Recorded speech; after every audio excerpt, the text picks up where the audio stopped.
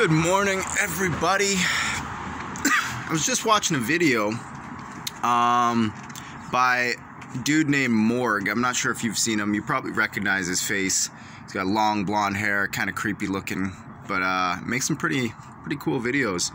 But anyways, it was talking about how the simulation that we're living in, which we were talking about the other day, that nobody actually created it except for ourselves, and that we are the creators, and therefore this world is created by us and experienced by us, and it's a constant collective creation. And this is something I've researched and read about for a while, and I do actively believe that. And it's an interesting way of looking at the world because it puts a lot of responsibility and power into each individual, because you're no longer just along for the ride. You are creating the ride. So your thoughts, your actions, your day-to-day movements, these things are actually very important and should be looked at as important, because your thoughts and your actions actually create the world around you, not just your own perception of it, but they interact with everyone else to create the world that we're in. And so we all have a part to play, and every single day matters, and what you do and who you are matters. But the funny thing about this is that just sitting there thinking about that thought for a while, scrolling through Instagram and Facebook, and I realized that Instagram and Facebook are a perfect example of this. All the content that's on my Instagram feed is created by other people, and I create my own, and you read it or you watch it, and it becomes part of your daily feed.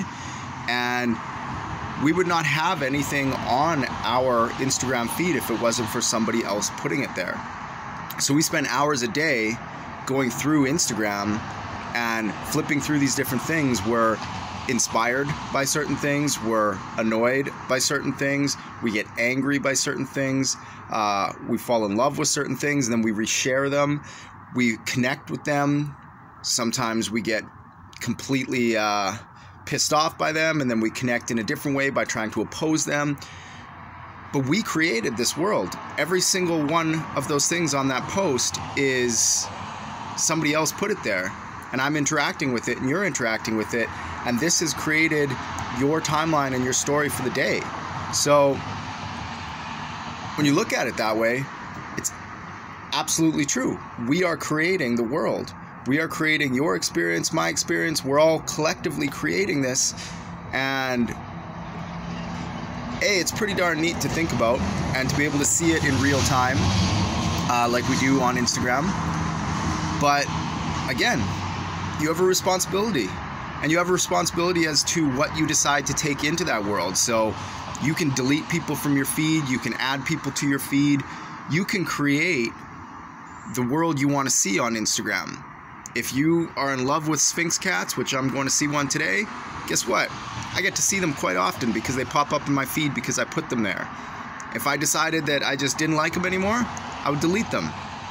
And it seems a lot easier on Instagram, but we can do this in real life too.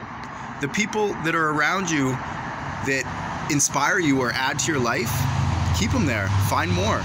The ones that don't, guess what? You can delete them off your feed. So start creating the feed you want, both digitally and in real life.